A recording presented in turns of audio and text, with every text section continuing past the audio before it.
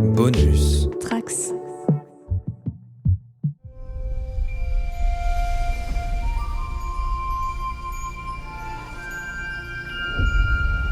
Bonjour à tous les trekkers et trekkies de toutes sortes, je suis le commandeur Guigui et je suis ravi de vous accueillir à bord de la station du Cadran Pop pour notre podcast numéro 70 sur Star Trek, écoutable dans toute la galaxie et sur toutes vos applications de podcast via le flux du coin pop.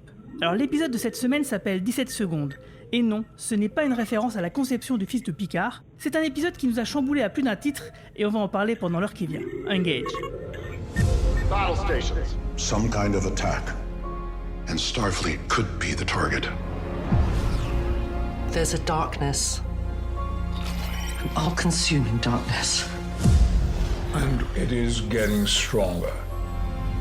Jean-Luc, trust no one.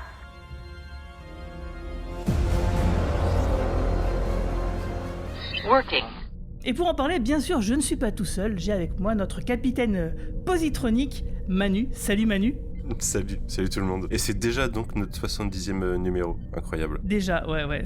Sans compter le numéro 0 et les hors-séries. Sacré taf Guigui. Nous avons avec nous aussi notre lieutenant Bajoran, Marina. Salut Marina. Salut, bonsoir à toutes et à tous. Ravi de vous retrouver ce soir et effectivement 70, année iconique.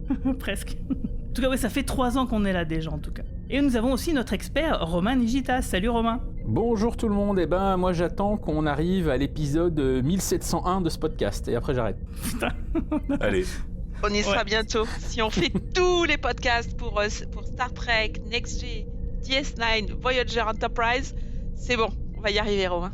On peut y arriver. Bon alors, il faudra vraiment qu'on gagne au loto, je vous le dis quand même. Sinon ouais, avant de commencer, je voulais qu'on parle d'un truc qu'a préparé Romain Nigita, pas pour nous bien sûr, mais pour un certain magazine très très connu. Oui, en effet, j'ai eu la chance pour le magazine Mad Movies pour le numéro de mars qui doit sortir normalement aux alentours du 10 mars, d'écrire tout un dossier sur Star Trek Picard, même Star Trek d'une manière générale. C'est pas la première fois que j'ai le plaisir de faire ça pour Mad, et puis pour ce numéro-là, en l'occurrence, j'ai pu interviewer toute une partie de l'équipe de Star Trek Picard, donc vous pourrez retrouver une interview de Terry Matalas, également quelques petites phrases bien senties de Jonathan Frakes, de Getz McFadden et de Patrick Stewart, et je leur ai notamment parlé d'une scène cruciale de l'épisode dont on va parler ce soir. Et puis j'ai également pu discuter avec Mike McMahon pour Lower Decks, et puis avec les 2 producteurs-créateurs de Prodigy. Donc voilà, c'est un dossier qui fera normalement 7 pages, que vous pourrez retrouver dans les meilleurs kiosques d'ici en gros une semaine. Merci Romain, je pense que je vais m'y jeter parce que effectivement là toutes les personnes que tu as annoncées c'est vraiment des personnes avec qui j'aimerais bien discuter, donc je t'envie, secrètement je te jalouse. Encore une fois, avant de parler de l'épisode du jour, il y a une annonce qui est tombée ce matin, vous l'avez vu j'imagine, c'est l'annulation de Star Trek Discovery qui finalement aura sa 5e saison mais comme étant la dernière. Alors d'après ce que j'ai compris, vous allez me corriger si je me trompe, mais la saison elle arrive l'année prochaine et visiblement ils ont une rallonge de quelques épisodes, sans doute pour conclure la série correctement, donc on peut imaginer que c'était peut-être pas prévu à la base, non ? C'est sûr, elle a été repoussée officiellement, donc c'était pas prévu comme ça, non. Mais moi, ça ne me fera pas pleurer. Je suis désolé parce que c'est clairement en live devenu la moins bonne série. Ça n'a jamais été exceptionnel, on en a beaucoup parlé. C'est avec ça qu'on a lancé le podcast à l'époque. Elle a fait son taf, c'est-à-dire ramener Star Trek sur les écrans, et puis maintenant elle peut partir. Mais en plus, les séries Star Trek avaient cette habitude de durer 7 saisons en ayant les 3 premières pas terribles, et à la 4 ça partait. Là, c'était pas le cas, donc autant arrêter. Je suis un peu d'accord avec ça, mais surtout je me dis c'est marrant parce que ça coïncide avec la sortie d'un article qui parlait justement du fait que la Paramount avec son service de streaming, il réduisait un peu la voilure, un peu comme toutes les plateformes de streaming, comme Netflix ou autres, ou Disney, et du coup ça s'inscrivait un peu là-dedans quoi. Et du coup on peut se poser la question, est-ce que il y aura des remplaçants. Est-ce que les spin-offs qui ont été annoncés comme Section 31 et Starfleet Academy, qui a priori seraient des spin-offs de Discovery, est-ce qu'ils vont vraiment arriver ou est-ce que ça va tomber dans les oublis et qu'au final, il n'y aurait plus que Strange New Worlds comme série live qui serait à l'antenne? Ce serait un peu compliqué quand même parce que Michelle Yeoh est quand même devenue une méga star. Là, elle est en train de récolter toutes les récompenses. Si ils la prennent pour Section 31 ce sera énorme. Mais ça sera trop cher pour eux, tu veux dire? Ouais, ce sera trop cher parce que là, tout à coup, ça cote. Moi, je pense que c'était vraiment Et je vais revenir juste sur ce que Manu a dit sur Discovery. Je suis d'accord avec lui dans l'ensemble, sauf la première saison. Parce que si vous écoutez ce podcast, vous savez que je suis très amoureuse de Lorca. Je suis amoureuse de Kirk et de Lorca. Et j'aimais beaucoup cet arc avec ce personnage qui est balancé comme ça. On a l'impression que c'est un capitaine normal. Et en fait, non. Et moi, j'ai adoré cet arc. J'ai adoré la première saison. J'ai adoré que Michael Burnham soit un des premiers personnages de Star Trek qui fasse de la prison, qui soit pas si positif que ça. Enfin, il y avait plein de potentiel dans cette série. Et c'est dommage. Moi, j'ai bien aimé la première saison. J'ai pas honte de le dire. Mais après, non. Alors, du coup, est-ce que vous imaginez pas, enfin moi c'est ce que j'aimerais, secrètement, c'est plus si secret si je vous le dis, mais que finalement Strange New Worlds revienne à une production de saison à 20 épisodes par exemple, et qu'il n'y ait que cette série en série live action, moi ça me dérangerait pas du coup.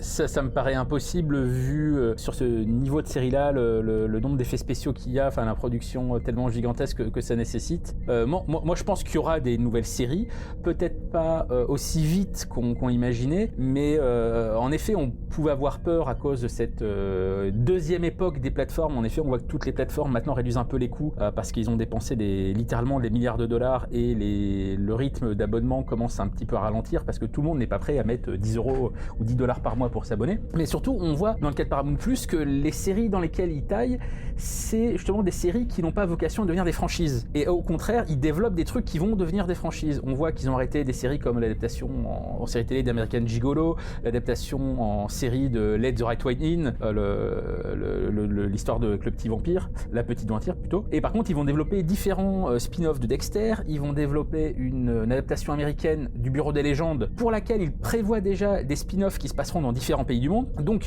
si on reste dans cette optique-là d'avoir des franchises déclinables, Star Trek, c'est pile poil ce qu'il leur faut. Donc, je pense qu'il y a certainement un petit côté, ok, on fait un peu table rase de ce qui marche et ce qui marche pas. Discovery, finalement, a fait son temps. Comme l'a dit Marina ou Manu, je sais plus. Non, je crois que c'est Manu qui a dit ça. Discovery a permis quand même de relancer la franchise. Et rien que pour ça, elle a fait son taf. Elle a permis de moderniser un peu les types de personnages qu'on peut trouver dans la franchise Star Trek, avec clairement plein de personnages LGBTQ+. Même si ça a fait un petit peu gronder certains fans à l'ancienne, et tant pis pour eux, c'est très bien qu'on ait ce type de personnage-là dans Star Trek. Après voilà, on arrive en fin de saison 5, il tourne franchement en rond, on l'a dit plusieurs fois nous dans nos podcasts, donc je pense que la série est arrivée à son terme naturel. C'est peut-être reculer pour mieux sauter, en effet, peut-être que plutôt que de prolonger Discovery et Vitam Aeternam, vaut mieux tout de suite lancer les spin-offs de Discovery. Donc moi je pense que c'est plutôt une bonne décision, et pour l'instant je ne vois pas du tout de péril dans la maison Star Trek. Strange New World marche très très bien, à la fois côté chiffres, en tout cas de ce qu'on laisse transparaître Paramount Plus, et même côté image. Cette saison 3 de Picard, pareil en termes de critiques, je crois que c'est, quand on voit sur des sites comme Rotten Tomatoes, la 100%, ce qui est à mon avis inédit pour une saison de Star Trek, et même si on sait que c'est la dernière de Picard, il y a clairement... Alors, des volontés, ou en tout cas une envie de prolonger avec certains des personnages de cette saison-là. Donc vraiment, moi je vois pas de coup d'arrêt à court terme à la vie de la franchise Star Trek sur Paramount+. Vraiment pas. Ouais, surtout que oui, on n'est pas à l'abri d'un spin-off de Star Trek Picard finalement, comme tu le dis. Alors justement, pour parler enfin de Star Trek Picard, je vais lire quelques messages subspatiaux qu'on a reçus par rapport au podcast de la semaine dernière, et donc en rapport avec l'épisode 2 de la saison 3 de Picard. Donc c'est une petite habitude que je vais faire comme ça, parce que c'est vrai que pour cette saison-là, on sent qu'il y a un vrai engouement, enfin en tout cas qu'il y a un intérêt, parce qu'on reçoit beaucoup de commentaires et de remarques suite à la diffusion des podcasts. Alors on a par exemple JP Archibald sur Twitter qui nous dit « J'écoute votre podcast et je ne suis pas d'accord que le mari de Raffi lui appose un ultimatum pas crédible. Pour lui, Raffi suit une théorie du complot. Elle lui dit Starfleet est aveugle, il n'y a que moi qui peux faire quelque chose. Il tente donc de la sortir de sa torpeur en lui faisant choisir entre son fils et sa théorie complotiste. Donc du coup, avec la backstory de Raffi saison 1, et si on se place sous son angle à lui, ça colle parfaitement. Alors j'ai envie de te dire, salut Archibald, oui c'est pas faux ce que tu dis, mais dans ce cas ça voudrait dire qu'il considère que Raffi délire encore, et pourtant il va la mettre en contact avec un dangereux Ferengi. Donc du coup, peu importe comment on voit les choses, un peu, cette scène elle est quand même un peu problématique quoi. Sinon on a Yasmine sur Twitter qui nous dit aussi, ce qui m'emmerde avec l'histoire de la Legacy, c'est qu'ils ont fait toute la saison 2 sur Picard qui n'a pas de Legacy justement, et Q qui arrive parce qu'il a peur que Picard meure seul. Donc le mec avait un fils depuis plus de 20 ans et Q l'omniscient n'avait pas à mettre en péril le continuum espace-temps pour tout ça, quoi. Alors sauf que oui, moi j'ai envie de te dire, mourir seul, ici ça signifiait plutôt que Picard n'était pas prêt à tisser des liens avec les autres et Larry c'est peut-être donc son fils. Donc du coup peut-être que Q a préparé Picard à être dans de bonnes dispositions pour ce qu'il va vivre dans la saison 3. Et justement dans cet épisode 3, il y a une petite tournure de phrase de Picard qui laisse penser ça justement.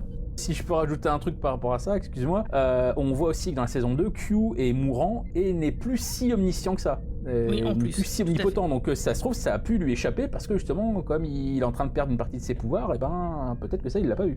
Ah, moi je pense plutôt sur le fait qu'il le savait et du coup il a préparé Picard à la saison 3, quoi. Et donc on a Yasmine qui rajoute encore, donc super podcast, donc merci Yasmine. Est-ce que vous savez que Bev et Jack travaillent pour les Mariposas, l'organisation médicale créée par Rios et sa meuf dans le passé, qui aurait donc survécu à la Troisième Guerre mondiale? Alors oui, on l'avait noté, on a juste oublié de le dire, mais en tout cas merci pour ton retour. Et sur Facebook, on a Thérèse Codo qui est souvent très très énervée contre les épisodes qu'elle regarde et qui trouve intéressant qu'on ne sache pas que la saison 3 se situe seulement 1 an ou 10 ans après la saison 2. Ça montre quand même la nullité d'écriture de cette série, mais c'est trop cool de voir celui que je ne vais pas spoiler décapiter sans raison quelqu'un qui ne lui a rien fait. C'est beau de revenir aux fondamentaux de Star Trek.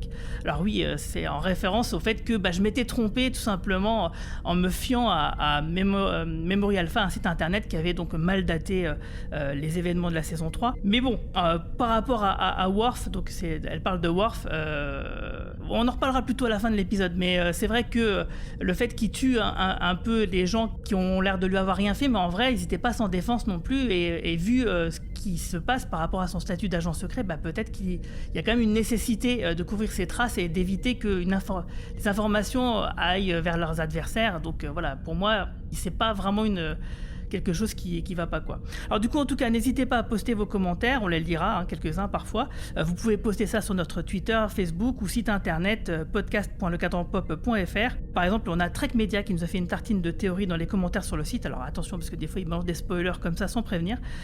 Donc du coup, allez-y, parce que ça peut donner lieu à des discussions intéressantes, histoire de prolonger un peu le podcast par écrit. Et avant donc de parler de l'épisode de la semaine, encore une fois, je fais un petit détour. On va faire un petit point casting, parce que quand même, on a des acteurs intéressant dans ces derniers épisodes, n'est-ce pas Romain? Eh bien oui, Guigui, tu m'as forcé, je le dis au monde entier dans ce podcast, à cause d'un odieux chantage, tu m'as forcé à parler de la carrière toute moisie d'un des acteurs principaux de cette nouvelle saison.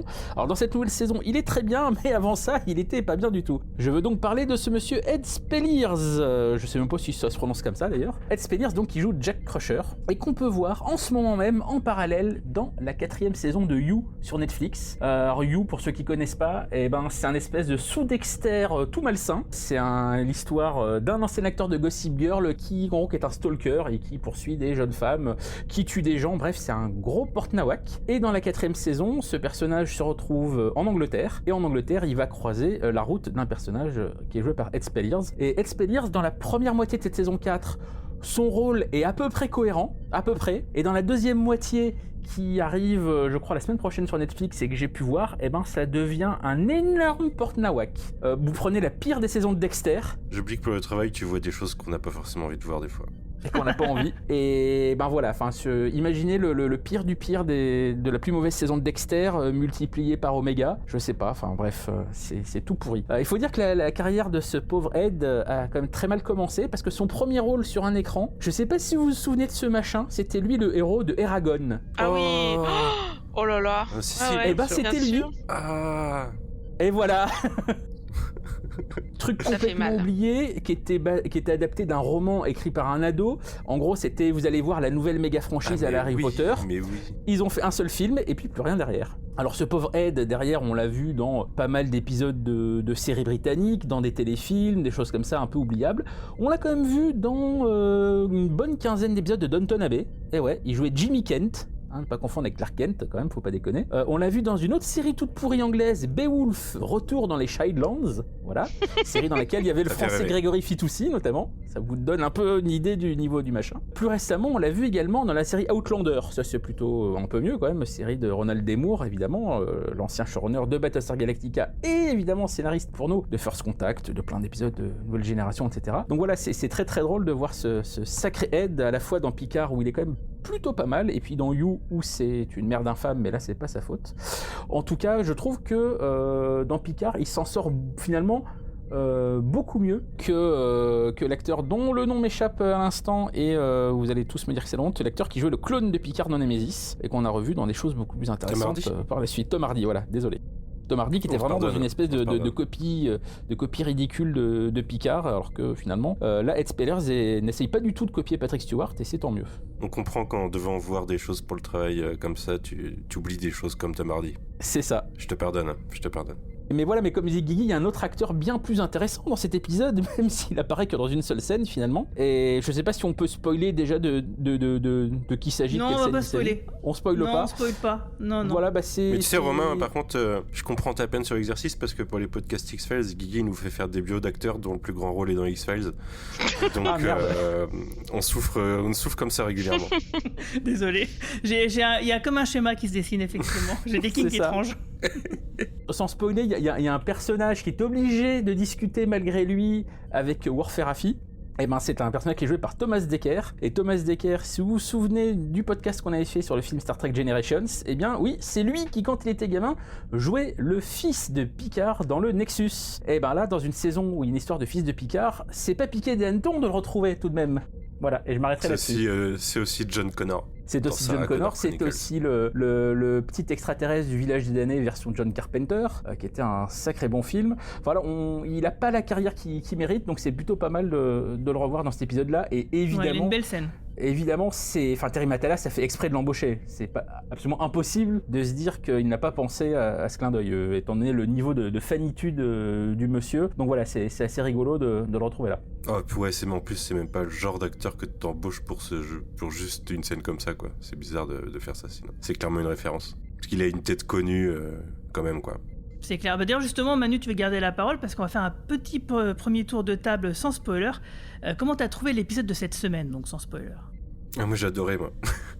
La semaine dernière, parce qu'on avait parlé du premier, je trouvais que le deuxième épisode était un petit peu mieux que le premier déjà, qui était juste sympa. Et là j'étais accroché tout l'épisode. Je l'ai maté 2 fois hier déjà, donc ça vous donne une idée. Mais je trouve que, en fait, il gère bien ses personnages et l'historique de ses personnages, la relation Crusher-Picard, la relation Riker-Picard, tout fonctionne plutôt bien. Et en plus, on a une pure méchante, on a pas mal de trucs intéressants, une arme qui est incroyable pour moi. Alors l'arme est sortie tout droit d'un jeu vidéo, mais elle donne des possibilités incroyables d'un point de vue de réalisation et de stratégie. Du coup, là ça me chauffe bien pour le reste de la saison et j'ai hâte qu'on discute un peu plus en détail des éléments. Ouais, c'est clair. Et toi, Marina, alors, qu'est-ce que tu as pensé de cet épisode-là et puis aussi celui de la semaine dernière? Ouais, alors, contrairement à Manu, moi j'ai préféré le premier épisode. Le deuxième, j'avais envie que ça accélère un petit peu, je sais pas, j'étais un peu frustrée. Mais moi j'ai beaucoup aimé cet épisode. Aujourd'hui, là, je dois dire, moi aussi je l'ai vu 2 fois, comme Manu. Mais c'est juste que, voilà, il y a au niveau de la réalisation, du scénario, de la montée crescendo, au niveau de l'accélération et de l'action, j'ai beaucoup aimé. Et là, je suis super fan. Donc, j'ai hâte d'être à la semaine prochaine. Il y a de tout, la musique, les acteurs, l'histoire. J'ai quelques théories cette fois, pour une fois, que je partagerai avec vous, mais on verra tout à l'heure. Bah moi c'est pas compliqué. La première fois que j'ai vu l'épisode, en gros pendant tout l'épisode, j'étais en train de dire oh putain, oh putain, oh putain, oh putain. Et la deuxième fois que je l'ai revu, c'était à peu près pareil. Ce qui est dingue, c'est quand tu regardes le minutage de l'épisode, c'est un des épisodes les plus longs finalement d'une série Star Trek. Il fait 58 minutes avec le générique de fin, mais sans le générique de fin, il fait 52, ce qui est quand même très long pour un épisode de Star Trek. Et tu les vois pas passer. Tu ne vois pas passer les 50 minutes tellement il se passe de choses. Et il se passe des tonnes de trucs. Et on a quand même la place d'avoir des pures scènes dramatiques, des scènes de tension entre les personnages telles qu'on n'en a jamais vu dans Star Trek. Enfin, moi, j'ai jamais vu des scènes où les personnages se mettent autant à vif pour des trucs totalement perso. Et justement, on en reparlera dans la zone spoiler, mais on est finalement sur des explications de certains mystères qui sont très simples et très humaines. Sur plein de points, il n'y a pas de... Finalement, toutes les grandes théories qu'on pouvait se faire et tout. Non, c'est juste des humains les uns face aux autres, et c'est ultra bien écrit et ultra bien joué. La réalisation, là c'est Jonathan Frakes qui réalise cet épisode, c'est le premier de ces 2 épisodes pour cette saison. Et ben franchement, elle passe crème, notamment dans ces fameuses scènes qui sont si cruciales. Donc très franchement, pour moi, clairement depuis le début de la saison, c'est le meilleur épisode. C'est peut-être l'un des meilleurs épisodes de toute la franchise même, j'hésite pas à le dire. Et voilà, j'ai vraiment très très hâte de voir la suite. Ouais, en tout cas, ce qui est sûr, c'est que c'est sûrement le meilleur épisode de toutes les nouvelles séries en live action. Ça, et là-dessus, ça fait pas un pli. Moi aussi, j'ai carrément adoré cet épisode qui m'a pas mal ému à certains endroits. Et aussi, ce que j'ai beaucoup apprécié, c'est effectivement la gestion donc du récit. On n'a pas, par exemple, des actions qui sont entrecoupées toutes les 5 minutes par d'autres choses, par le plot B, etc. Enfin, là, c'est bien géré. On a des gros blocs à des moments où ça nécessite que ce soit un bloc parce qu'il y a du temps qui passe. Donc du coup, il faut le faire écouler dans la tête du téléspectateur. Du coup, ça fait avancer le plot B. Et des fois, quand il faut que ce soit plus court et que ce soit un peu plus saccadé, c'est vers la fin, donc quand il y a une montée en puissance parce qu'il y a une révélation qui arrive.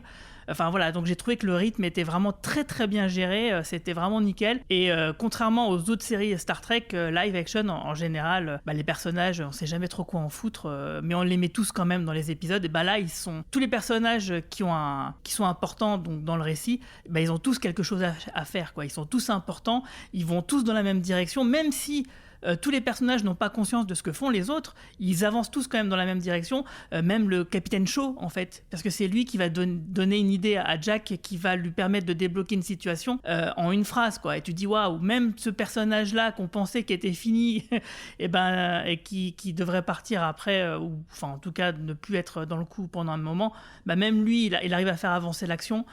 Donc ouais, exceptionnel. Les acteurs, on l'a souvent dit, Patrick Stewart, on trouvait qu'il avait perdu de sa superbe un peu dans les saisons précédentes. Là, j'ai retrouvé vraiment une bonne partie du Picard que je connaissais. J'ai retrouvé Beverly, j'ai retrouvé Riker, j'ai retrouvé Worf. Franchement, Worf, je le trouve impérial. Je trouve qu'il est fantastique. Et d'ailleurs, j'ai pensé à toi, Marina, parce que on en reparlera tout à l'heure dans sa scène où il arrive, mais il y a une petite référence à Game of Thrones, moi, qui m'a fait bien rigoler. Enfin, en tout cas, voilà, c'est le moment de rentrer dans la zone spoiler, parce que là, j'en peux plus, il faut qu'on en parle. Allez, on se lâche. Red alert!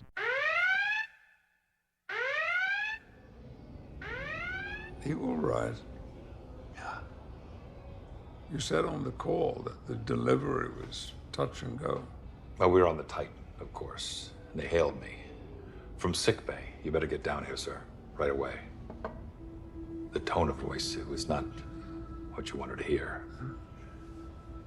It took 17 seconds to get down there. The longest turbolift ride of my life. I thought I was losing him. My unborn son. His whole future flashed in front of my eyes. And in that moment, you became a father. That's right. And everything you've read in the books and the poems about fatherhood goes right out the window the moment you see your kid. He's so small and so fragile.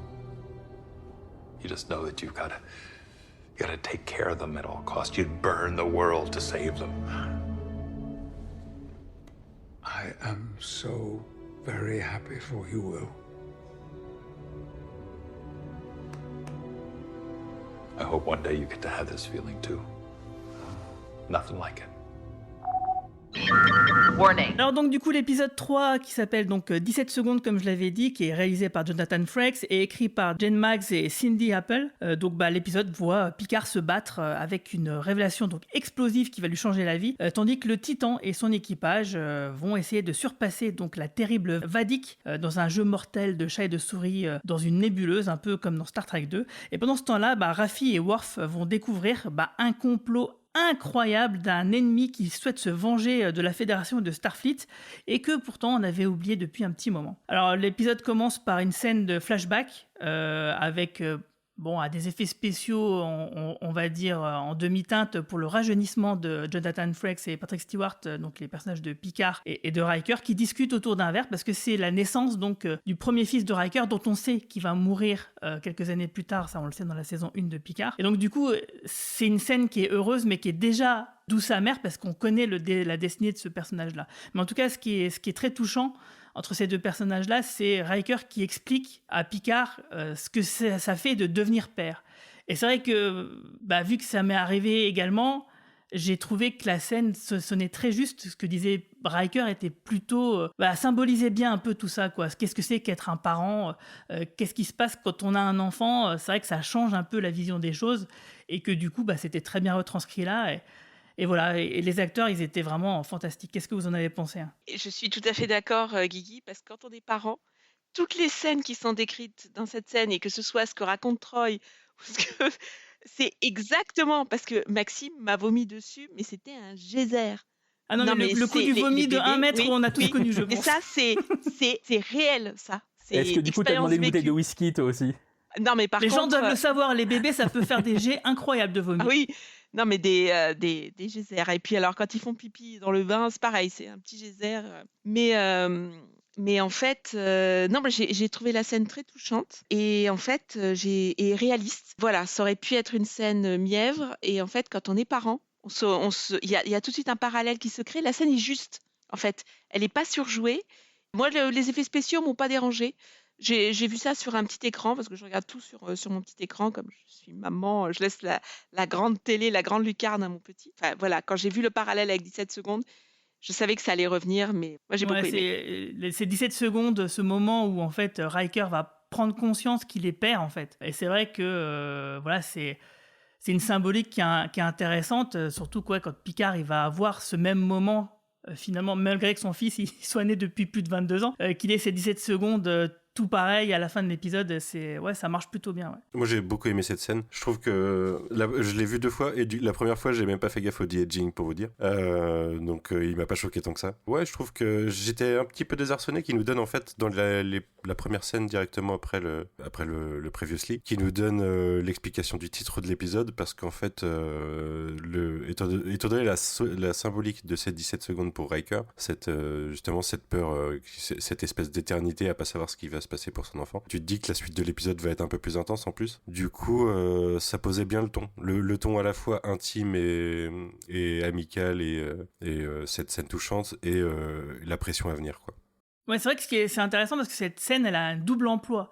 Elle a un rapport, elle sert justement la thématique de la paternité de Picard, mais elle sert aussi la thématique de l'amitié entre Picard et Riker, qui va être aussi mise à rude épreuve dans cet épisode-là. Ah ça, il y a une autre scène incroyable avant que tout parte en couille. Je pense qu'on va pas mal revenir dessus. Mais ouais, ça amorce ça et c'est une bonne thématique de l'épisode. C'est super capital là-dessus. Ouais, du coup, tous les éléments s'imbriquent bien les uns dans les autres. Sur la thématique du fils, juste avant cette scène-là, t'as la scène où il rentre dans la nébuleuse, et comme tu l'as un peu dit tout à l'heure Guigui, une nébuleuse, le fils du capitaine, on est clairement dans la colère de Khan, à tel point que la musique à ce moment-là, quand il rentre dans la nébuleuse, c'est clairement une citation du thème musical de Khan écrit par James Horner. Donc on est plus que dans une petite évocation, on est carrément en plein dedans. Et puis derrière le fait qu'on ait cette scène que moi aussi je trouve géniale entre Riker et Picard, et donc entre Frakes et Stewart, on sent qu'il y a une vraie amitié à la fois entre 2 personnages et les 2 acteurs. J'aime bien quand Riker se lève sur moi, il fait la petite tape sur la cuisse de Picard, c'est très mignon comme geste. À la fois moi je trouve ça génial, mais j'ai un tout petit souci avec ce que représente cette scène et même toute la saison en tant que telle, et on va en reparler plus tard avec le fait qu'il y a un ancien ennemi qui revient, etc. Nous, on trouve pour l'instant ce début de saison absolument formidable, mais parce qu'on est des vieux fans de Star Trek. En tout cas, on a vu tout ce qu'il y a eu avant, y compris donc Next Gen, Deep Space Nine, Voyager, etc. Je ne sais pas à quel point cette saison est quand même ouverte pour des gens qui connaissent moins la franchise. Voilà, je me pose la question. Est-ce qu'on est trop dans le fan service ou pas ? Alors c'est quand même bien mieux écrit que la moindre fanfiction qu'on peut trouver sur le web, je suis conscient. Mais est-ce que c'est quand même pas une saison qui est un peu trop fermée sur elle-même, un peu trop orientée sur la nostalgie ? Si le seul fanservice nous faisait aimer les épisodes, on aurait aimé les 2 premières saisons de Picard, je pense. Donc là, oui, il y a beaucoup de fanservice, mais c'est pas ça qui nous fait aimer principalement les épisodes, parce que si ça avait été raté, on aurait été encore plus dégoûté du fait de leur présence, quoi. J'ai pas moi-même de réponse à ça pour l'instant. Et c'est pour ça que ça aurait été pas mal qu'aujourd'hui, quelqu'un comme Marie-Paul soit là, qui connaît moins la franchise que nous et qui a très peu vu, je crois, Nouvelle Génération et Deep Space Nine et Voyager. Parce que clairement, on sent que là où nous emmènent ces 3 premiers épisodes, on est encore plus qu'une conclusion de Next G, on est sur une conclusion de toute la période Rick Berman. Donc voilà. Après, la scène en elle-même, je trouve que comme Patrick Stewart n'a pas de bol sur ce qui est le rajeunissement en image de synthèse, parce que déjà, il avait dû subir un rajeunissement dégueulasse dans la première scène de X-Men 3. Je sais pas si vous vous souvenez, le flashback. Oui, c'est le premier d'ailleurs. Si je me souviens bien, c'est la première fois dans un film qu'on faisait un tel effet spécial, quoi. Ouais, c'est l'un des tout premiers trucs un peu majeurs, ouais. Et là, bah, franchement, moi j'ai trouvé ça bien dégueulasse. Donc c'est con que 15 ans plus tard, en tout cas avec un budget télé, on n'arrive pas à faire mieux. Mais voilà. Et surtout qu'il y a un gars sur YouTube qui avait fait des scènes de Diagin avec du deepfake et donc un visage jeune de Picard. Et ça fonctionne. J'ai l'impression que ça fonctionnait mieux que ça, quoi. Tu trouves toujours des mecs sur YouTube qui font mieux, mais on sait pas trop combien de temps ils y passent. Si on devait vraiment les payer autant passer, c'est vrai, ça rentrerait peut-être pas dans un budget compatible avec une série. D'ailleurs, tu vois que... Oui, ça se trouve, le mec, il a bossé dessus pendant 2 mois, pendant je sais pas combien d'heures. Voilà, c'est ça. Oui. Donc c'est formidable qu'il y arrive, mais t'as toujours des mecs qui vont dire, moi j'y ai passé 1 an et c'est mieux. Ok, super, très bien, tant mieux. Mais voilà, mais ça ne... Pour autant, la scène est quand même géniale. Mais voilà, c'est un petit truc qui fait que tu te rends compte que quand tu regardes le nombre de décors différents depuis le début de la saison, il n'y en a pas beaucoup. T'as la planète Matalas qu'on a vu sous tous les angles avec ses 3 néons et ses deux arrière-plans. T'as la Sirena et t'as le Titan. Voilà. Et t'as le bar. 3 épisodes. Ouais, et t'as le bar. Tu as le bar de Guinan qu'on voit dans l'épisode qu'on a déjà vu dans la saison 2. Et qu'on a déjà vu dans la saison 2. Mais c'est le même, on est d'accord. Hein. Ah oui, c'est le même. Ça fait 4 décors. Mais dont des décors que tu avais déjà depuis 1 ou 2 saisons, comme la Sirena et le bar de Guinan, le Ten Forward. Donc voilà, c'est des petits indices qui montrent que ils font quand même des économies dans les coins, mais tant mieux parce que du coup ils les refoutent tout cet argent-là, ils les remettent dans les scènes de combats spatiaux qui sont absolument démentes. Donc voilà, j'ai beaucoup parlé pour une seule scène, donc je vais m'arrêter là. Ouais, bien surtout qu'on va passer directement à l'explication entre Picard et Crusher parce que c'est une scène quand même qui est assez incroyable. Alors il y avait Romain Brami la semaine dernière qui nous disait que voilà, par rapport à cette histoire de fils caché, il y avait 2 pots de banane. La première pot de banane, c'était l'annonce à Picard qu'il a bien un fils et qu'il trouvait que c'était plutôt bien géré. Mais est-ce que du coup, cette deuxième pot de banane de l'explication de pourquoi Crusher a caché ça à Picard, est-ce que ça vous a semblé convaincant, Marina? Non, c'est des faux prétextes. Pour moi, il y a autre chose. Alors, je ne sais pas s'il faut en parler maintenant ou tout à l'heure, mais pour moi... Alors moi, j'ai eu un gros doute. Je me suis dit, parce qu'on sait qu'il y a un saboteur à bord. On sait qu'il y a un changelin, un métamorphe. Et je me suis dit, mais les explications, là, elles tiennent pas la route. La vie de Picard, c'est ça, mais elle le décrit plus comme un aventurier, plus comme un personnage qui aurait accompagné... Comment elle s'appelait? Vache dans Next G. Vyriad en français. Ouais, c'est ça. Voilà, c'est ça. Non, j'y ai pas cru. La scène, j'avais la première fois que je l'ai vue, j'avais la mâchoire qui tombait sur le sol, un peu comme Romain. Je me disais, mais quoi, mais qu'est-ce qui se passe et tout ça, mais c'est pas possible, pourquoi elle a fait ça? Attends, je te rappelle quand même que dans le premier podcast, c'est toi qui m'as dit, oui, vous savez, nous, les femmes, des fois, si on nous parle mal, on peut faire ça. Hein. Non, mais là, on parle de 22 ans. À qui elle va cacher? Elle s'est complètement coupée? Elle est partie à l'autre bout de la galaxie avec un enfant? Non, il y a autre chose. Et j'ai eu un gros doute. Je me suis dit, il y a un saboteur à bord, il y a un changelin. Qui est la personne la moins suspecte? Et je me suis dit, c'est Beverly.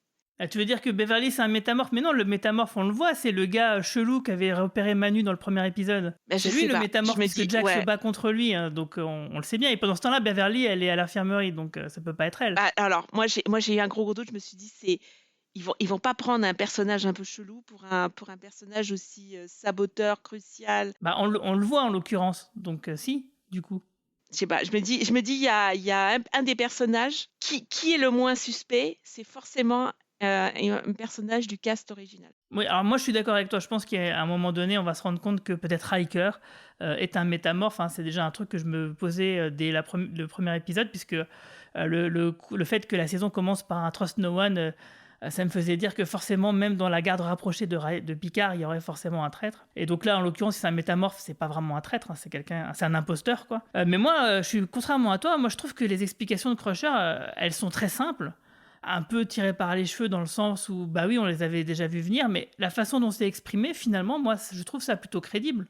Parce que même elle a raison dans ce qu'elle dit, Picard a raison dans ce qu'il dit, et même Jack, finalement, il a raison dans son désir de ne pas vouloir rencontrer son... On parle de 22 ans. Il y a 50 ans, il y a un siècle, tu pouvais disparaître sans problème. Regardez, on cherche des criminels encore aujourd'hui. Marina, là, on est dans la galaxie. La galaxie.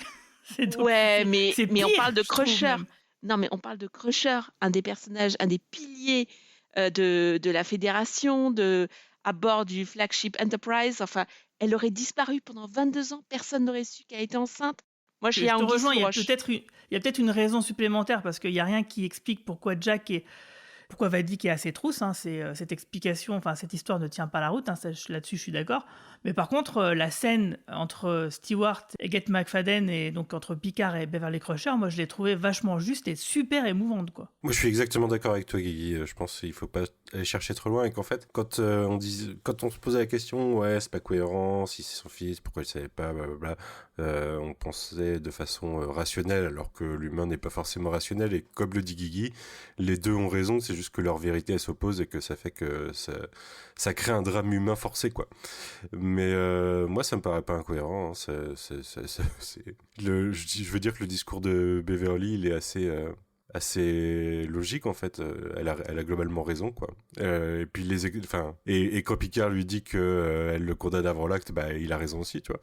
Mais en effet, les deux points de vue s'opposent, enfin, sont pas compatibles. Et c'est tout. Et je pense pas qu'il y ait besoin de chercher plus loin, parce que ce serait pas cohérent. Dans ce cas, si c'est une changeling, pourquoi elle essaye d'échapper aux changeling qui la poursuivent? Pourquoi elle jette pas juste Jack en pâture, quoi? Enfin, ça n'aurait pas de sens. N'oubliez pas qu'elle est dans le coma quand Picard et Riker la retrouvent. Et tout à coup, elle se rétablit, ça va mieux, elle est active, elle fait plein de choses. Mais c'est Star Trek! Voilà, moi je suis d'accord. Hein. Et sinon, puis, là, je veux dire, pour moi, ça n'a aucun sens que ce soit Beverly la métamorphe, parce que comment elle pourrait aussi bien jouer la comédie, avoir tous les souvenirs de Beverly, etc., pour faire que Picard tombe dans le panneau. Et puis même, oui, dans le récit, ça n'a pas vraiment de sens. Mais moi, ce que j'ai trouvé vraiment intéressant, c'est quand Beverly, elle dit « J'ai essayé de te le dire à tel moment, et puis à un tel moment ». En fait, elle te dépeint la décennie où Picard était aux prises avec les Romuliens, à essayer de les sauver contre leur gré, à cause de la supernova, etc. Et donc, du coup, ça montre que, oui, Picard, il a été quand même vachement occupé juste après Nemesis, pendant à peu près 10 ans. Et après, c'était trop tard. Et après, c'est Jack lui-même qui a fait le choix de ne pas vouloir le rencontrer. Donc, je trouve que ça marche plutôt bien, quoi. On parle de personnages comme Crusher, comme Picard, qui sont très raisonnables, et donc Beverly, elle irait prendre son enfant, elle partirait à l'autre bout de la galaxie, comme si c'était une femme perdue. Au contraire, moi je pense qu'elle s'assumerait, qu'elle serait une mère. Alors il y a un truc que tu oublies aussi, Ouais. c'est une conversation que j'ai eue plusieurs fois sur Internet avec différentes personnes, et il y a une phrase que dit Crusher qui est extrêmement sensée, c'est qu'elle lui dit « À partir du moment où tu es le fils de Jean-Luc Picard, tu as une cible dans le dos ». Et manifestement, les faits lui donnent raison. Donc oui, c'est pas comme avec Wesley. Là, la situation est différente. Bah justement, en plus elle cite que le fait que Wesley il a disparu dans les étoiles parce qu'il a suivi la même trajectoire que Picard, hein, donc je pense que... Et qu'elle a perdu son premier mari aussi à cause de Starfleet, etc. Donc elle en a quand même bien bavé jusque-là. Les justifications, elles sont là pour moi, quoi. Et Bon, en plus, bah, si toi, écoutez, autre référence à Star Trek 2, que elle doit sûrement connaître, justement, à l'intérieur de l'univers, c'est que t'as quand même Kirk qui a sciemment abandonné son fils, le fils qu'il avait avec Carol Marcus. Il est au courant, mais il s'en est jamais occupé, jusqu'à ce ça qu'il me paraît le réaliste. retrouve. Ça Oui, me mais paraît là- réaliste venant de Kirk. Ça me paraît dans le personnage. Du coup, que connaissant peut-être cet exemple-là, elle en a peut-être entendu parler, Beverly Crusher, elle se dit, mais moi je veux pas qu'on me refasse le même coup. Donc je préfère me barrer, en effet pour le sauver, parce que c'est compliqué d'élever le fils du capitaine Picard comme une cible dans le dos, etc. Et si en plus il me fait un coup à la Kirk, je préfère rien lui dire. Et en plus, t'as tout le dialogue, comme le disait Guigui tout à l'heure, qui vient englober les explications de... Enfin, le Picard, il aimait pas les enfants au début de Next Gen, du coup, toute l'histoire avec son père qui a été résolue dans la saison dernière, c'est englobé dans l'histoire, parce que lui, il voulait pas devenir comme son père, donc il avait pas trop envie d'être parent. Donc oui, en fait, il avait donné tous les indices qu'il voulait pas d'enfant et que... il continuerait à être capitaine toute sa vie, quoi. Et en plus de ça, Beverly, elle a déjà élevé un fils toute seule, donc pour elle, peut-être une continuation, peut-être c'est une fuite en avant. Enfin, je sais pas, peut-être qu'il faut qu'elle aille conseiller Diana Troy, j'en sais rien. Mais Oui, voilà, il faut qu'elle aille voir. mais en tout Diane. cas, ces explications, même si c'est comme tu disais, c'est pas logique, c'est pas normal, etc. Mais au bout d'un moment, je veux dire, ils ont quand même vécu des traumatismes certains. Moi, je comprends qu'ils fassent un peu n'importe quoi dans certains épisodes de leur vie. Donc, Là où c'est super bien écrit, comme vous le disiez tout à l'heure, c'est que finalement, de leur point de vue, ils ont tous les deux raison. Et c'est joué comme ça, l'émotion, même l'énervement de Picard au début de la scène qui ne dit pas un mot, mais tu sais, qui la regarde avec un espèce de regard à la fois de colère et les larmes aux yeux, sans rien dire. Tu sais, vraiment, tu sens le mec, il la juge. Tu sais, ce truc un peu horrible quand tu t'engueules avec quelqu'un où le mec, ou la personne qui est en face de toi te regarde avec ce regard noir. T'as ce truc qui passe dans Patrick Stewart qui est absolument génial. T'avais déjà un peu ça, déjà le regard où ils se comprennent à la fin de l'épisode 2, où il comprend que c'est bien son fils sans qu'il y ait un seul mot qui soit échangé. Déjà, c'était prodigieux. Mais ce que t'as au début de cette scène-là, moi je trouve qu'en termes de jeu d'acteur, je me répète un peu par rapport à l'intro de tout à l'heure avant la zone spoiler, mais je n'ai jamais vu ça une seule fois dans la franchise Star Trek. Peut-être éventuellement dans certains épisodes de Deep Space Nine, mais dans des contextes un peu différents. il y a des épisodes de Deep Space Nine où ça va très loin de ce niveau-là, quand même. Mais aussi loin que ça, même là, je suis pas sûr. Donc rien que pour ça, après, en effet, on peut discuter de la logique ou pas, comme on l'a fait tout à l'heure. Mais limite, quand tu es face à une telle performance d'écriture et d'acteur, tu t'en fous de la logique. Enfin voilà, si tu te laisses un peu emporter par l'émotion, et je pense que c'est ce qu'il faut faire. Moi, je trouve que voilà, rien que cette scène, on disait tout à l'heure que l'épisode faisait partie des meilleurs épisodes de toute la franchise. Je pense que cette scène fait partie des plus belles scènes de toute la franchise. Enfin, pour moi, il y a absolument et les acteurs, aucun ils doute sont là-dessus. pour quelque chose, ouais. Et moi, ce que j'aime bien aussi, c'est qu'après, à l'issue de la discussion, Picard se referme et on retrouve le Picard autoritaire qu'on connaissait quand il va voir Riker et il lui dit hop, viens avec moi. Ah bah il vrille sur le reste de l'épisode. Mais c'est pas gratuit, c'est pas gratuit, c'est pas comme non, c'est pas gratuit. Hein. Voilà, c'est pas comme au début de Next Gen où c'est juste un vieux con parce qu'on sait pas l'écrire autrement. Là, il se referme comme une huître parce qu'il veut pas affronter ses sentiments. Mais il y a quelque chose qui vous choque pas, c'est quand Picard lui dit mais pourquoi tu m'as dit trust no one? Et là, elle se défausse complètement. Moi, j'ai trouvé que c'était une clé. Mais si elle lui dit oui, non, finalement, non, je t'ai dit ça parce que t'es une des seules personnes en qui j'ai confiance et tout ça. Pour moi, c'était le signe qu'elle avait changé en fait entre l'intro de l'épisode et ce moment-là. Il s'est passé quelque chose. Bah écoute, on verra ça à Wait and See, comme on dit, mais si tu te souviens bien... Est-ce que ça sera l'USS Relativity de cette saison? Ça va. Tu m'enlèves les mots de la bouche, Romain. On avait dit qu'on n'en parlait plus de ça. Mais en tout cas, si tu te souviens bien, dans l'épisode 2, elle ne fait que répéter et confirmer la version de Jack Crusher quand il dit, voilà, on a été abordé par des Klingons, des gens de Starfleet, des Ferris Rangers. Donc non, sa version des faits correspond. Donc on verra. Il n'y a pas d'indice particulier là-dessus, quoi. J'ai une question, alors Romain, lui, sait peut-être, mais on sait officiellement quand on va revoir Diana ou pas? À mon avis, bientôt. Parce que pour moi, c'est une clé de la saison quand même. S'il y a des changelings, elle est quand même Ah capable de les c'est sûr. détecter, quoi. Ils ont rien annoncé, il y a aucune annonce de savoir tel épisode, tel personnage, tel épisode, tel personnage. Ouais. Non, mais ils ont dit quand même que combien d'épisodes ils étaient présents à peu près. Oui, mais on je sais sait pas que lesquels. Diana, on sait pas lesquels, non. Mais je sais qu'elle est pas beaucoup présente. Ça doit être sans doute le personnage le moins présent de la saison. Ouais, c'est peut-être sur la fin de saison.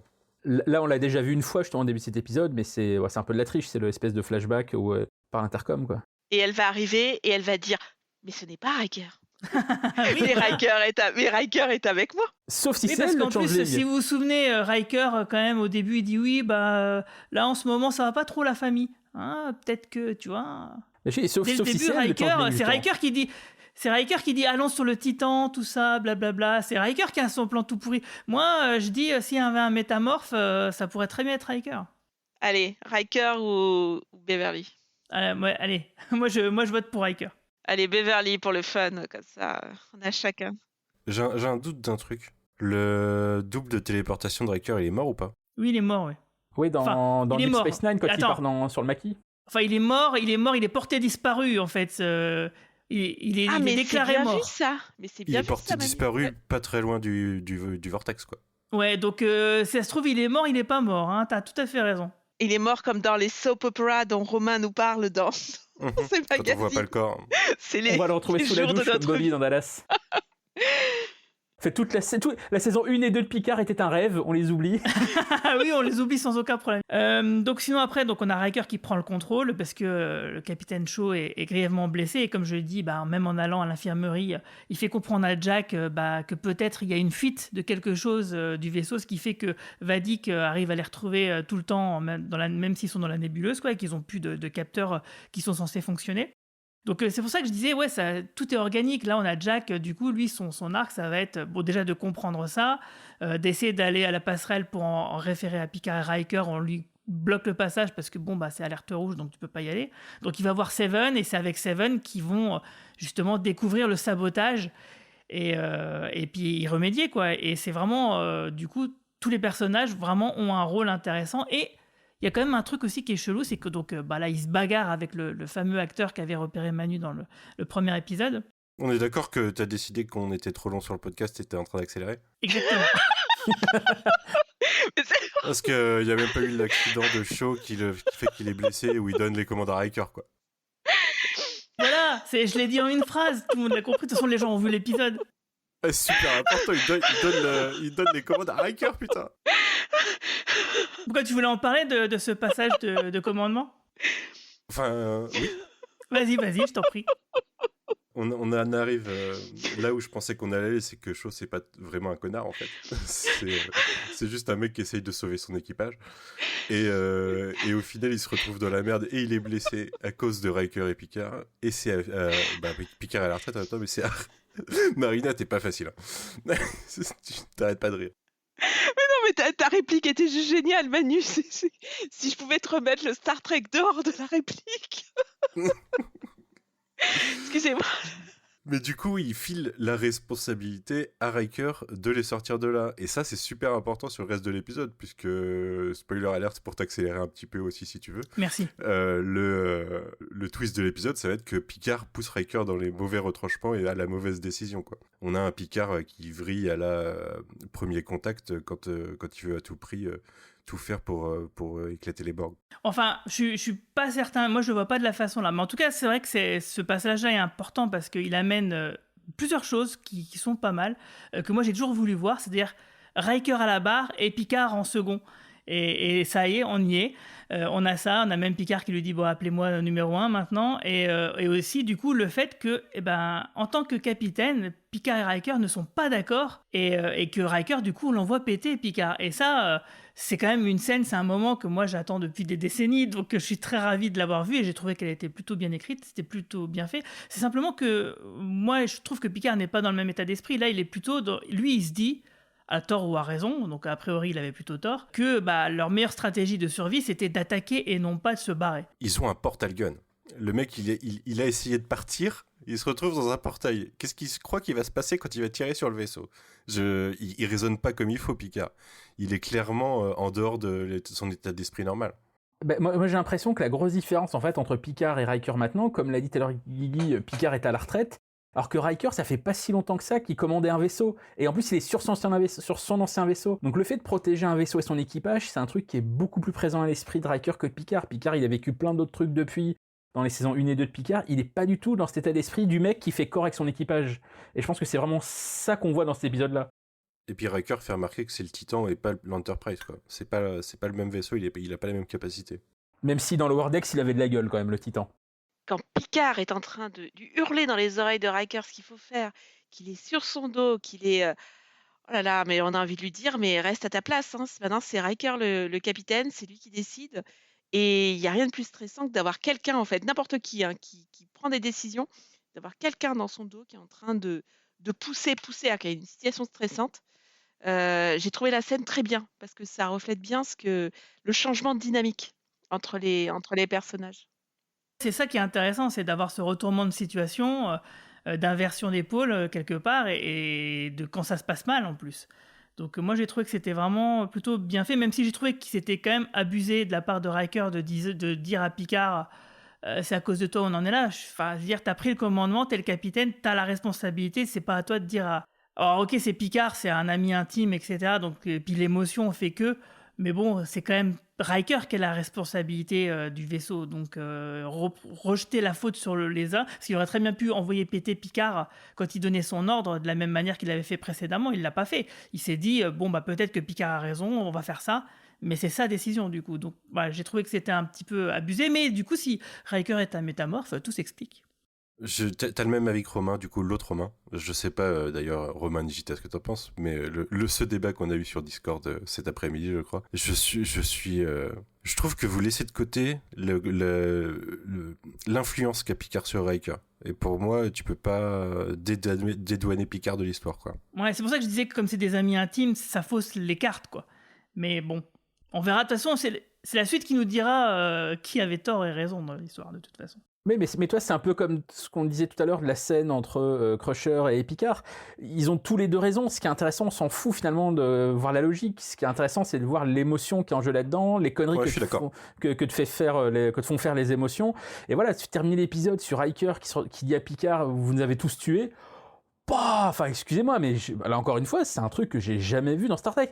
T'as jamais eu Spock qui s'est retourné vers Kirk en lui disant là, vous avez tué tout l'équipage. C'est Kirk qui se retourne vers Spock. Spock qui se retournait vers Kirk. Ouais, ça non. Moi, l'inverse c'est déjà arrivé, surtout avec McCoy. Voilà, mais bon, McCoy c'est autre chose, il est dans son rôle. Mais entre Picard et Riker, quand même, en gros, c'est son mentor. Ouais, non, mais je suis d'accord, je vois ce que tu veux dire. Donc voilà, une scène pareille, mais encore une fois, après coup, tu peux dire oui, il aurait pas dû réagir comme ça, etc. Mais dans le feu de l'action, c'est finalement logique qu'il s'énerve à ce point-là. Surtout déjà qu'il lui en veut, voilà, de pas considérer son fils comme il faut, avec lui son propre background par rapport à son fils, etc. Donc il est poussé à bout à la fin de l'épisode. Donc non, moi je trouve ça ultra bien écrit. Pour moi, il y a vraiment, il y a pas un seul problème là-dedans. Ouais, je suis d'accord. Mais comme tu disais tout à l'heure, on verra ensuite par la suite les retombées que ça pourra avoir ou pas. Mais pour moi, il n'y a pas de fausses notes dans ces scènes-là. De toute façon, on sait qu'il faut un Deus Ex Machina pour la suite, puisque sinon ils meurent vraiment. Donc on sait qu'ils vont être sauvés probablement par Vadik, moi j'imagine, mais et que du coup ils vont pas mourir et qu'ils vont pouvoir discuter. Mais je suis d'accord avec toi, Romain, sauf sur le fait qu'ils ont tous les deux raison là. Pour le coup, je trouve que Riker a plus raison que Picard. Picard, pour moi, il se laisse emporter par ses émotions. Ouais, parce qu'il n'arrive pas à gérer. Ouais. Qu'est-ce que je voulais dire ? Ouais, donc du coup, on va revenir quand même sur le moment quand même important de l'épisode, c'est Worf, son duo avec Raffi qui fonctionne vachement bien, je trouve. C'est génial. Franchement, l'intro de Worf est exceptionnelle. Ouais, non, mais quand il se présente. C'est clair. Justement, c'est ça que je disais, c'est la présentation Game of Thrones, on dirait Daenerys, pourfendeur de Goron, fléau de la famille Duras. C'est génial, quoi. C'est génial. Et j'ai préparé un thé. Je sais pas ce que ça donne en français, parce que je crois que tu le mets en français, Guigui. En VOST.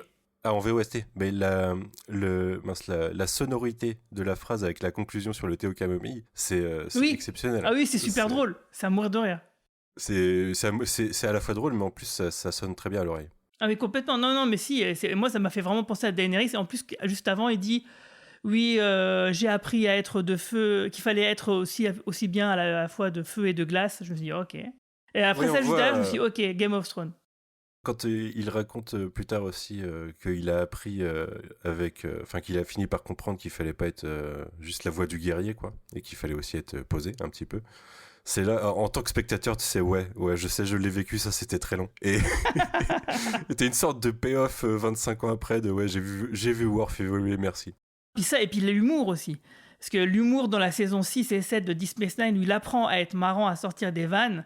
Quand Raffi elle lui fait oui, alors ton costume là c'est quoi, mardi décapitation, tout ça, et puis après il lui fait non, la décapitation c'est le mercredi. Enfin voilà, c'est l'humour à la Worf qui du fait de son mariage avec Jadzia qui porte ses fruits aussi. Et oui, pour tous les vieux fans, alors c'est vrai que les gens qui n'ont jamais vu Deep Space Nine, du coup ils vont être perdus en nous entendant. Et d'ailleurs du coup c'est peut-être le moment de faire un petit point sur le Dominion. Qui veut s'y coller, tiens? Oui, alors là on a combien d'heures? Non mais on a combien d'heures? Voilà, je vais le faire, ça va aller très très vite. Le Dominion, donc, c'est l'antagoniste principal de la série de Star Trek Deep Space Nine. Donc, il y a eu une grande guerre avec le Dominion et la Fédération. Et c'est son deuxième antagoniste. Avant, il y a les Cardassiens, quand même. Ouais, c'est vrai. Le plus gros, on va dire, parce qu'en fait, les Cardassiens, après, ils étaient un peu les servants du Dominion, quoi. Donc, le cadran alpha contre le cadran gamma.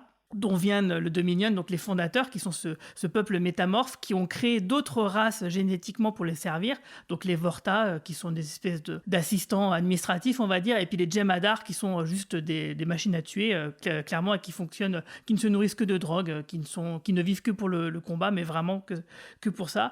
Il y a toute une suite de situations qui font que, de fil en aiguille, pour des histoires de territoire et d'influence, il y a une guerre qui va se déclarer, et ça va être le bordel. Donc en coup, on va voir le Dominion et les Cardassiens contre la Fédération, les Klingons et les Romulans qui se sont mis ensemble. Et donc du coup, ça a fait une guerre vraiment dévastatrice pendant 3 saisons.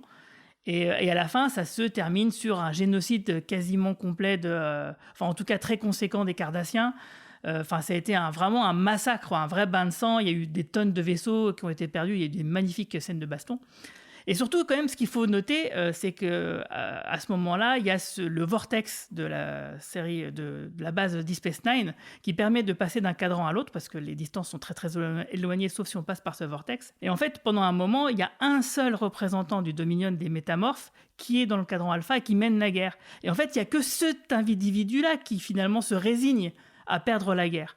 Et du coup, elle n'en réfère pas à aucun moment ce qu'on appelle le grand flux. Et du coup, tu peux dire, mais ouais, les autres métamorphes, ils pourraient très bien ne pas être d'accord avec le fait d'avoir arrêté la guerre et que c'est complètement logique qu'il y en ait une partie qui a envie de se rébeller et qui a envie de se retaper contre la Fédération.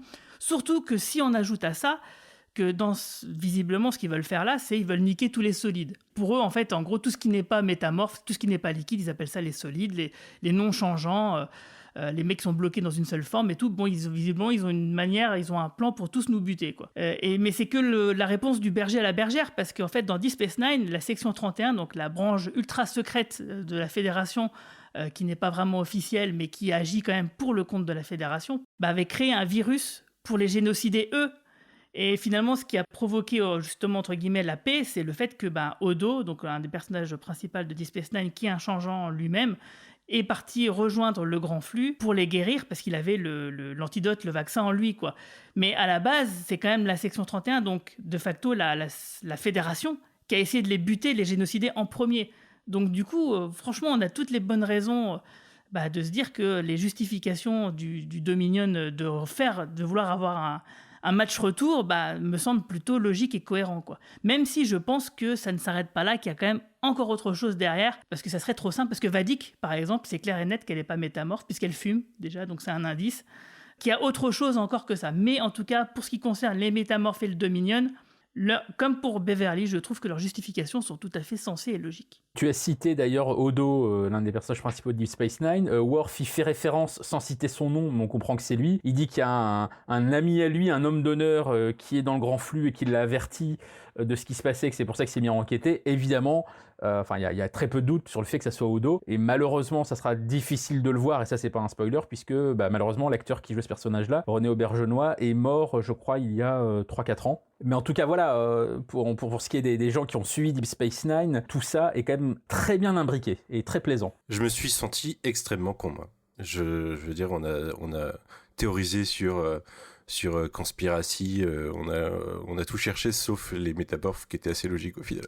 Ouais, mais moi je voulais pas en parler parce que je me disais que c'était un peu trop évident, même si je me suis rematé exprès Deep Space Nine depuis le début de l'année pour la saison 3 de Picard, parce que je me disais que c'était une possibilité à cause des interviews de Matalas qui semblaient suggérer qu'en tout cas il y aurait une suite à la guerre du Dominion. Donc je me disais, bon, mais ça me semblait un peu trop évident, donc j'aurais préféré peut-être, maintenant non, parce que j'ai trouvé que c'était plutôt bien fait, mais j'aurais espéré encore autre chose. Mais bon, je pense quand même qu'il y a autre chose de toute façon. Effectivement, René Aubergenois est mort, mais n'oublions pas qu'il est censé apprendre à améliorer son apparence au fur et à mesure. Oui, il pourrait être joué par un autre acteur. Oui. Voilà, et je me suis demandé s'il ne pouvait pas être joué par un autre acteur, parce que Worf y fait référence. On parle du Dominion, de la guerre, des changelins. On va aller sur Deep Space Nine, on va recroiser Odo. Enfin, c'est pas possible sinon. Souvenez-vous, dans le podcast numéro 1, j'ai dit l'épisode 7, on ira sur Deep Space Nine. Ouais, moi, à mon avis, il y a quelque chose. Je me posais la question de si Jeffrey Combs apparaîtrait dans la série. Putain, ça Ouais. serait tellement bon. Mais Normalement, oui, non, parce mais que carrément. les Vorta avec qui ont son apparence, parce que ce sont des clones à la base. Donc Oui, mais il a joué 1000 rôles, donc... Oui, il pourrait faire un autre. Il a joué le Ferengi Brent, il a joué d'autres trucs, donc oui, il pourrait revenir. Mais c'est vrai que Ou ça pourrait être Odo sous une autre forme, tu vois, un peu comme le Et oui. docteur qui a pris une forme connue, quoi. ouais, ça serait un peu bizarre quand même qu'il revête cette apparence-là, mais Ouais, je sais pas. pourquoi Ça pas. pourrait être marrant. Mais en tout cas, ça serait dommage parce que quand même, au-delà de son visage, il avait un jeu, une voix, une prestance incroyable, cet acteur-là, et le voir interprété par quelqu'un d'autre, moi, j'ai pas envie de ça en fait. Là où c'est chouette, c'est que depuis la fin de Deep Space Nine, la série a quasiment pas été réutilisée dans la franchise, hormis un épisode de Lower Decks, mais elle avait été un petit peu oubliée, alors que Voyager, on a évidemment Seven of Nine depuis le début de Picard, on a Prodigy qui est quasiment une suite de Voyager, et voilà, Deep Space Nine était un peu devenu le parent pauvre de la franchise, et là c'est chouette de voir qu'enfin c'est un peu remis en avant. Donc peut-être qu'on aura Scott Bakula à la fin de la saison, qui sait. Ah ouais, non, je préférerais du coup. Si vraiment il faut faire Avery revenir Brooks. tout le monde. Ouais, faites revenir Cisco plutôt. D'ailleurs, justement, à propos de ça, toi, Manu, t'avais une théorie sur la vision que Jack a, parce qu'à un moment, il a une vision un peu chelou quand il est dans les vapes. Bah moi, en fait, ça me paraît louche, déjà. En fait, une vision comme ça, et le seul truc que ça me rappelle quasiment, c'est les visions de Cisco quand il y avait le Vortex et qu'il était à l'intérieur du Vortex. Ça me fait penser à ça, et ça pourrait être un lien, vu qu'on a un lien immédiat avec Deep Space Nine, et qu'il recherche fortement ce personnage, peut-être qu'il y a un truc louche autour de ça.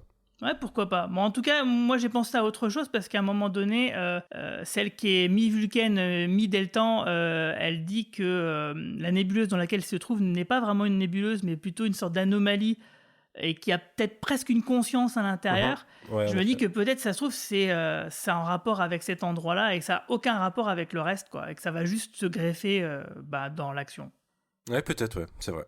Mais en tout cas, la scène où Worf et Raffi interrogent le métamorphe, moi j'ai trouvé super. Et ce duo-là fonctionne vraiment bien. J'ai vraiment hâte de les voir plus en avant enquêter pour savoir quel est le vraiment plan. Parce que là, ils vont aller sur la station Daystorm.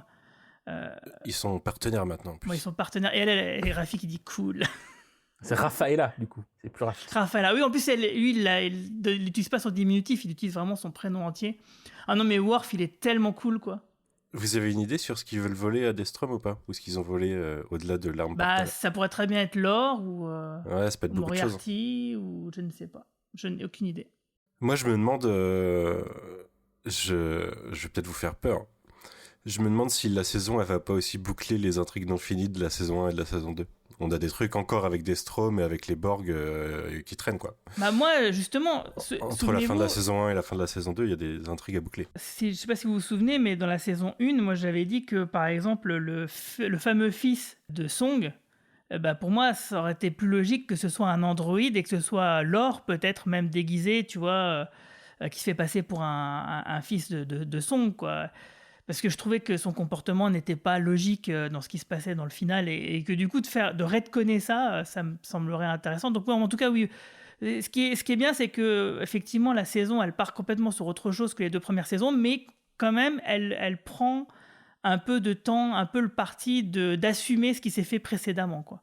Et ça, c'est vrai que c'est plaisant. Donc, du coup, ouais, effectivement, pourquoi pas. Hein. Franchement, ça peut le faire. J'ai pas très envie de revoir Borgatti, vous savez, mais... non, mais elle y sera pas, ça c'est sûr. Au moins de savoir ce qui doit sortir du fameux truc qu'elle protège. Ça, c'est quand même le gros foutage de gueule de cette fin de saison 2, début de saison 3. On nous promettait un truc...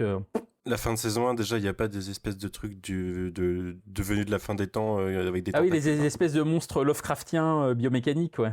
Tout à fait. D'ailleurs, justement, la fin de la saison 2, on pouvait imaginer que c'était en rapport avec ce final de la saison 1. Donc, mais moi, j'imagine ça aurait que voulu ça, dire qu'ils y réfléchissent avant, mais c'est pas le cas. Ouais, mais... mais non, mais que dans la saison 2, sans le dire, tu vois, ils peuvent l'évoquer, et puis que ça puisse resservir. Ça va peut-être servir dans 10 ans dans une autre série, on sait pas. Hein. Ouais, mais comme les saisons 1 et 2 sont un rêve de Bobby sous la douche, de toute façon, c'est pas grave. Ouais, du coup, on s'en fout, ouais, t'as raison. Et ben du coup, on va s'arrêter là. Qu'est-ce que vous diriez? Quel est votre mot de la fin, par exemple, Manu? Continuez comme ça. Moi, je suis content. Donc, tu vois, je n'ai pas été content sur Picard depuis le début de la saison 2, je pense, et ma déception est venue, alors ne faites pas ça.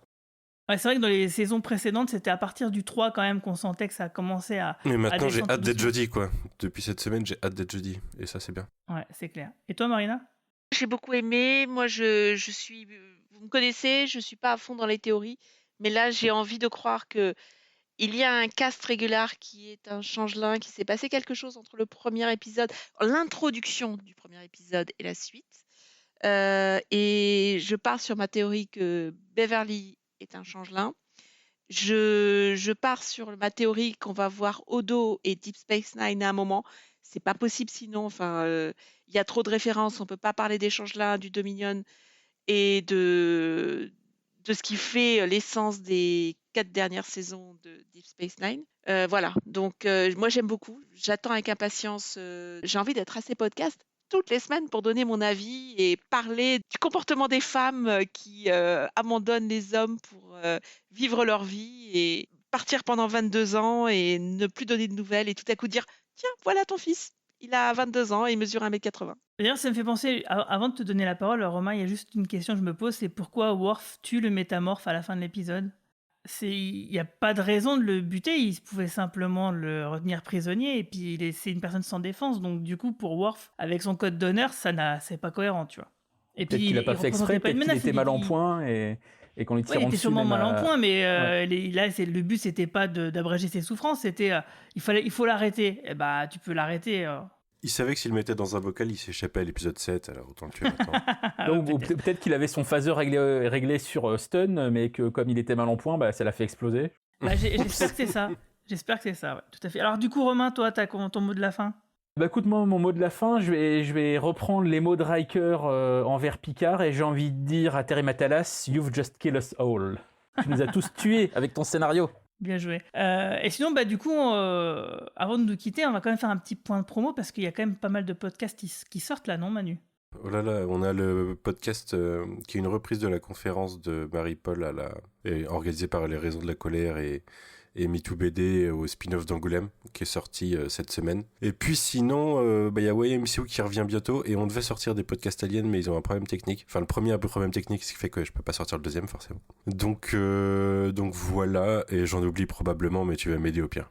Ouais, bah j'ai vu que tu avais sorti un nouveau podcast Shitlist sur Ant-Man par exemple. Oui, c'est un podcast pour les patriotes sur Ant-Man 3 qui a pas été forcément très apprécié à la rédac. Je l'ai un petit peu défendu mais après je peux pas aller très loin sur ce film, vous m'excuserez. J'imagine. En tout cas, voilà, on peut t'entendre régulièrement sur Shitlist au moins une semaine sur deux, non ? Un truc comme ça ? Ouais, bah il y a l'épisode Rocky qui sort la semaine prochaine, je pense. Il a été tourné cette semaine donc. Voilà, Rocky 4, chef-d'œuvre. Et toi, Marina ? Bah, moi aussi dans les podcasts. Alors cette fois, hier soir, je préparais le prochain podcast Insights of Tomorrow sur la mobilité. Et donc vaste sujet. Et figurez-vous qu'il n'y a pas de surprise, je vais parler de Star Trek avec notamment la téléportation, les vaisseaux spatiaux, la vitesse de la lumière et de ce fameux épisode de Star Trek dans lequel de NextG, dans lequel l'Enterprise est obligé de limiter sa vitesse, est obligé de demander la permission. Les forces de la nature, c'est censé. Voilà, force de la nature. Et en fait, je vais en parler parce que le podcast sera structuré de telle manière qu'on parlera de l'accélération dans une première partie et ensuite de la mobilité douce, du fait que on se déplace moins rapidement, que on pense écologie, on pense périmètre 15 minutes autour de chez soi. Donc voilà, le prochain podcast sera vraiment, il y aura beaucoup de références à Star Trek et voilà, l'auteur, je salue l'auteur Emmanuel Brault qui a écrit Walter Kurtz à l'étapier et qui sera notre expert science-fiction et qui vient de sortir son 3e bouquin. Eh ben super, merci beaucoup. Et toi, Romain, à part Mad Movie, je crois que tu sors aussi un truc sur Star Trek dans le JDD, non ? C'est pas sur Star Trek, c'est sur l'autre star de la pop culture, c'est Star Wars. Mais oui, exact. Voilà, ce dimanche dans le JDD, ça sera mon papier sur The Mandalorian avec des petits morceaux de mon interview de Jon Favreau, où on discute notamment de Lone Wolf and Cub, pour ceux qui connaissent, et évidemment vous verrez la connexion avec The Mandalorian, donc c'est ce dimanche dans le JDD. Et puis, je viens de m'apercevoir d'un truc qui n'a strictement aucun lien, c'est qu'on parle de cet épisode de Picard qui est l'épisode 0303, épisode 3 de la 3e saison, et nous sommes le 00303 puisque nous sommes le 3 mars. Exact. Voilà, c'est très con, mais je viens de m'apercevoir. C'est un signe. Et c'est un signe, et il se trouve que le 3 mars, c'est le jour où j'ai rencontré mon mari à l'anniversaire d'une amie à 24 ans. Bon anniversaire. Ouais, bon anniversaire. Bravo. En tout cas, merci à toutes et tous de nous avoir suivis. N'oubliez pas que si nos podcasts vous plaisent, merci de nous mettre 5 jolies petites étoiles et sympathiques commentaires sur les applications où vous nous écoutez. Et vous pouvez aussi bien sûr nous retrouver sur Twitter, Facebook et sur notre site podcastlequadrantpop.fr. Je vous souhaite à toutes et tous une longue vie et plein de prospérité. Salut. Salut. Salut. À bientôt.